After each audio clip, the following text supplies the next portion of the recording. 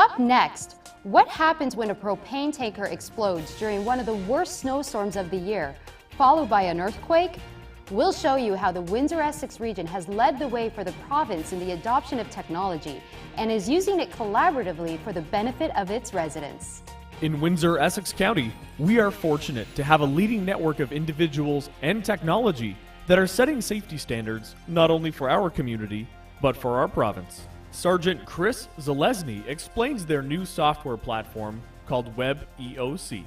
WebEOC is an emergency management software that enables the user to enact virtual emergency operations centers in managing a disaster or crisis on campus or a municipal crisis. It's innovative because it's the first opportunity and the first software that is fully customizable for the user to use either on a local campus instance or on a virtual municipal basis. Broadband is pivotal to the success of the application. The reliance on internet and capabilities is really important for these types of software applications. So the reliance on bandwidth and the having it up and running is crucial to our success. We're a leader when it comes in Canada because a lot of the collaboration that comes into effect with using the application, everybody has a different workflow, everybody has subtle differences in how they run their emergency operations. Well, we were able to unify all of those operations and reflect that in the software. We are the first in the region to actually go cross-border with our last exercise last month, which enabled us to communicate not only with the CBSA, but as well the Detroit EOC, which is the first that an international exercise has really highlighted that ability with using this type of software. As a result of this, the community gets a little smaller, consequently it gets a little safer. The software allows us to not only deal with one emergency in the region, however, multiple agencies can be dealing with multiple types of incidents all at the same time. As an incident becomes more serious and becomes on a regional level, the response, that is, we are able to unify it into one incident, instantaneously bringing maps together and showing them to the proper people that need to know what's going on. Given the fact that our location is the busiest border cross in North America, we have to match that with the capability to respond effectively to emergencies on campus, in the region, or in a municipality in the Windsor-Essex County. There is no other place in the world that is able to do that, able to harness the cooperation, not just regionally, but internationally as well. And it's also going to be the framework of a new culture in emergency preparedness in the region. It is collaboration at its finest. Everybody's sharing the same type of situational awareness, being able to communicate instantly and message and task each other. It's an exciting time for the region. It's clear that the people of Windsor-Essex have much to offer in terms of being a smart community. I have several distinguished guests with me here today, with me to discuss the impact of what this means for our region. The Honourable Minister Pupatello, Ron Gaudette, the CEO of the Windsor-Essex Economic Development Corporation, Christina Werner, Research and Development Officer with the Centre for Smart Community Innovation at the University of Windsor, and Jacques Gravel, Vice President of IT with Cogeco. Welcome, everyone. Minister Pupatello, perhaps you could explain what this honor means to our region. Well, Ontario has been billing itself as a smart region, first of all. That's part of our brand. Our brand is we are a knowledge economy. And when every sector that we have, and we're very diverse in our sectors, and Windsor's a perfect example of having multiple sectors at work, and all of them are at the smart level. All of them have to have a high knowledge base in their workforce, so it lines up perfectly with the local college, St. Clair College, with the University of Windsor. So knowing that you get designated as one of the world's smart communities is exactly perfect because it aligns with what we're doing Ontario-wide, and that is branding our province around the world as a knowledge-based economy where we need high-skilled workers, people with that level of skill to work in those economies. So it's perfect. It helps Ontario's brand, and it's certainly good for Windsor. Ron, this isn't your first experience with a top 7 community. Perhaps you could tell us, what does this mean for our region and what can we expect? I think first, as a region, we need to really take in the fact that we've been recognized in this significant way. Put in context, to come from 500 thereabouts communities starting out to go to 21 and then go to the top 7. This is a huge win for our region, and it builds on the credibility of our regional strategy. Coming out of the significant economic downturn of the last few years, this kind of is a cause for taking stock and celebrating what we've accomplished and also where we're going. Jacques, perhaps you could tell us how the fiber superhighway in Windsor-Essex is unique. So the fiber highway is unique in the sense that it gives you the possibility to reach the world, basically. So it is attached to the Cogeco network overall, which goes to Quebec, goes to Ontario, and linked to the US as well. So it's very important in that sense. So it is unique in that sense. So it means that you can reach the world from your place. Share some of the challenges that you encountered when you were building that network. Yeah, we have had many different challenges here. The network goes from Windsor to Amherstburg to Leamington and Tilbury, so it's a square. And it is close to 150 kilometers of fibers. So we needed to work with the different utilities to put our cable on the different pole lines, as an example, and ensuring that we are meeting the regulation and the security for the public as well. In other cases, we needed to bury the network in different locations, go over rivers, go over streams, reach schools that were 20 kilometers away in the county, so it was the challenge that we needed to face there. So now that we have fiber and a ring in the county, where do we go from here?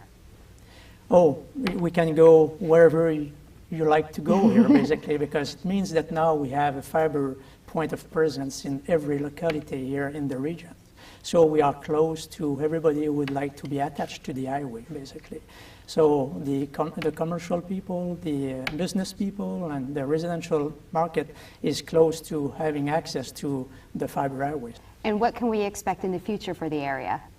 We're looking at different plans as we speak right now. Basically, we're looking at fiber to the home as an example in the residential markets. Again, we are very close to that. It's only the last kilometer or 2 kilometers that needs to be done here. Now, Christina, for those watching, I understand you are a driving force behind the submission of this application. So we all want to know, when it came through that we had reached top 7, what was your initial response? Well, there was immediately a sense of enormous pride in our region. There's been a lot of work that's been ongoing for the last 15 years, and this is certainly a culmination of all of that success. And having the international stage recognize what's been going on here and having the spotlight shining on our region is a tremendous opportunity that we really need to embrace. So at the same time of celebrating, there was certainly a real awareness of what work was going to lie ahead in order to make these visits and our formal presentations to the Intelligent Community Forum a strong success to position us for potentially the most intelligent community in the world. Now, panel, so what I want to ask is, as the spotlight's really being shined on us, and what do you think is surprising those who are seeing this that aren't from our region?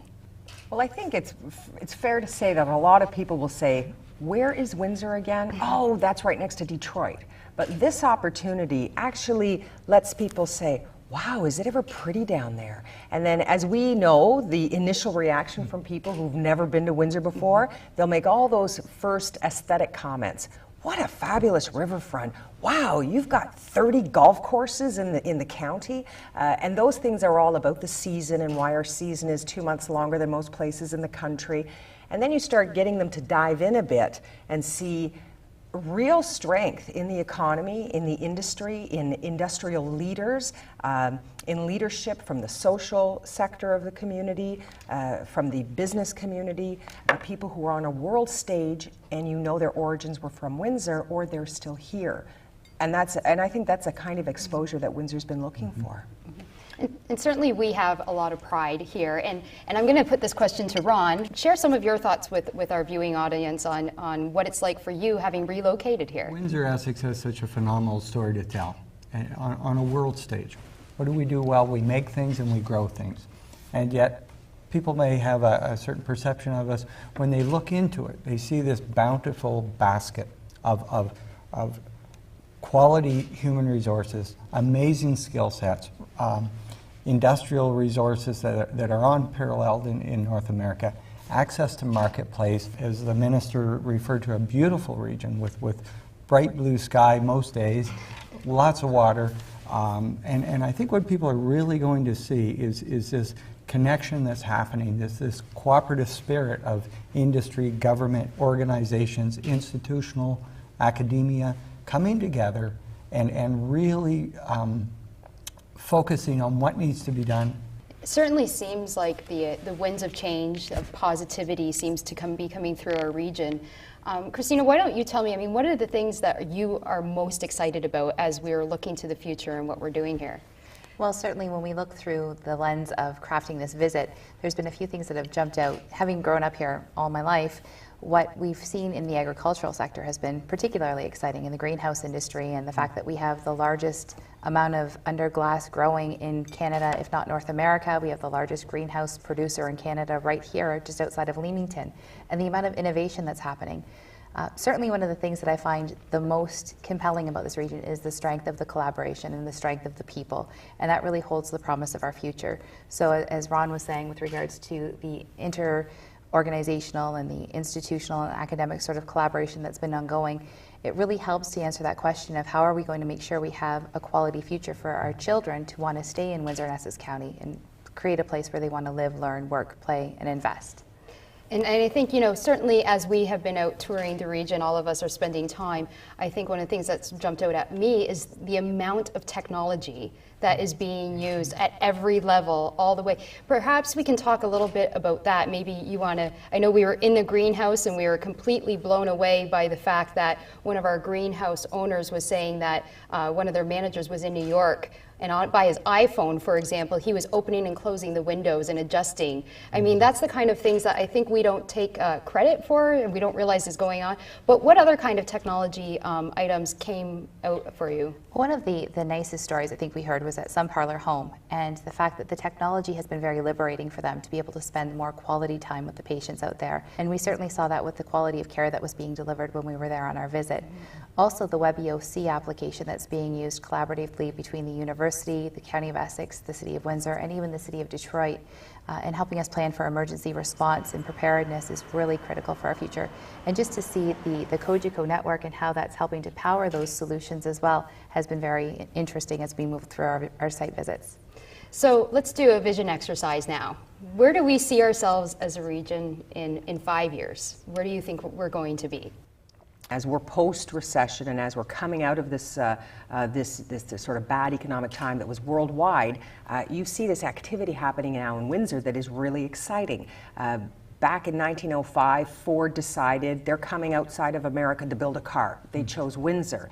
That benefit of having that level of technology and industrialization has now sort of fed into all of the different sectors. So we're really blessed that historically we're always doing things first. We tend to be a testing ground for a lot of things. So what are we going to test in the next 5 years? I do think it's going to be far more research than we've ever done in far more areas of not just building cars, but aerospace, IT. We have more of those small companies working in information communication technology that are embedding themselves in the greenhouse industry, in the telecommunications industry, in the new app you're going to buy for your BlackBerry.